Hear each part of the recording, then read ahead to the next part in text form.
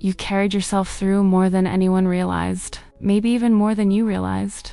Because when something becomes your normal, you stop measuring its weight. You stop noticing how much effort it takes to keep going, how much energy it takes to stay composed, how much strength it takes to carry things that never fully leave your mind. At first, you tell yourself it's temporary, just a difficult period, just a few hard weeks, just something you need to get through. And maybe that belief helps for a while. It gives you enough momentum to keep moving, enough distance from what hurts, enough structure to keep functioning. But eventually, something begins changing, not outside of you, inside. You wake up tired even after sleeping. Simple conversations feel heavier than they used to. Small decisions require more energy. Even things that once brought comfort feel strangely far away. And because you've spent so long being the person who keeps going, your first instinct is to do what you've always done. Push harder, become more disciplined, be stronger, hold everything together a little longer. But something feels different this time.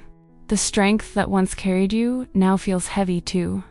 Not because strength is wrong, but because you've been using it for so long without stopping.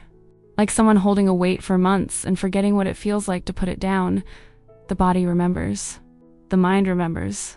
Even when you keep moving. Especially when you keep moving. There's a kind of exhaustion that doesn't come from doing too much. It comes from carrying too much for too long. Carrying uncertainty, carrying disappointment, carrying grief that never had a clear ending, carrying conversations that replay long after they're over, carrying versions of yourself that were always trying to adapt, trying to understand, trying to make things work, trying to remain steady. And eventually, the effort itself becomes exhausting. Not the situation, not the people, the effort, the constant emotional labor of holding everything together. For a long time, you may not even recognize what you're missing. You assume you need motivation. You assume you need more energy. You assume you need another breakthrough, another realization, another reason to keep pushing. But slowly, something quieter begins appearing. And it doesn't sound like motivation. It sounds like softness. Not loud enough to interrupt you, not demanding attention. Just present. A small part of you that no longer wants to be pushed forward every time it slows down. A part that no longer wants every difficult feeling treated like a problem to solve. A part that is tired of being managed, tired of being corrected, tired of being rushed past.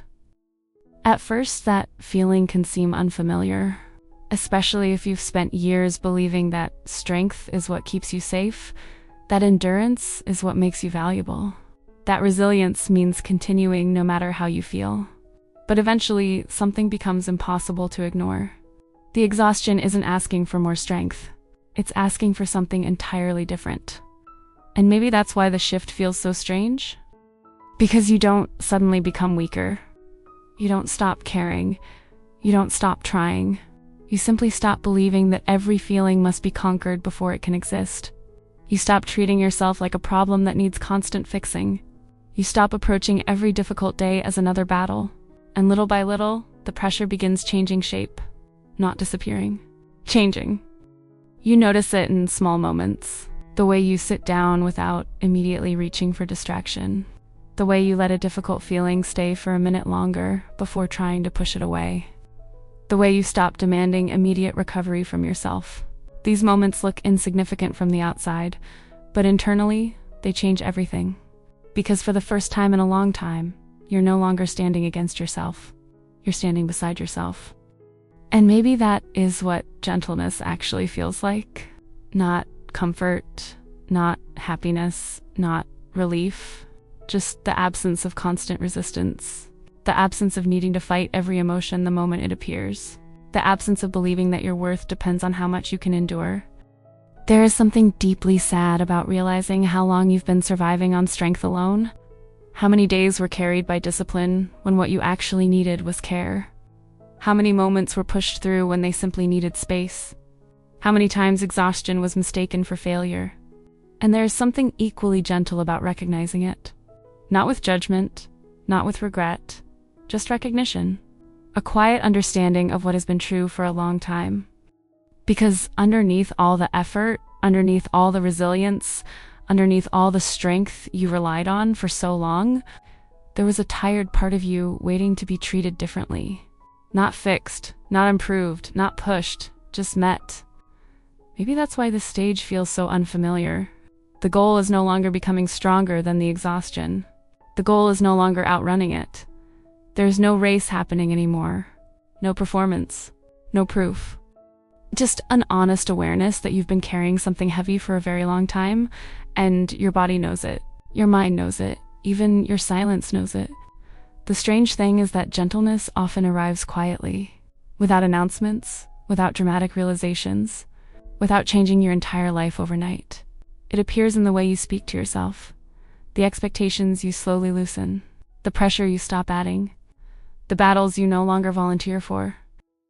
And one day, almost without noticing, you realize something. You are still tired, but you are no longer fighting the tiredness itself, and somehow that changes the weight of it. Not completely, just enough. Enough for a deeper breath. Enough for a softer evening. Enough for a quieter relationship with yourself. And after carrying so much for so long, that softness feels different, like something you've been needing long before you knew how to name it.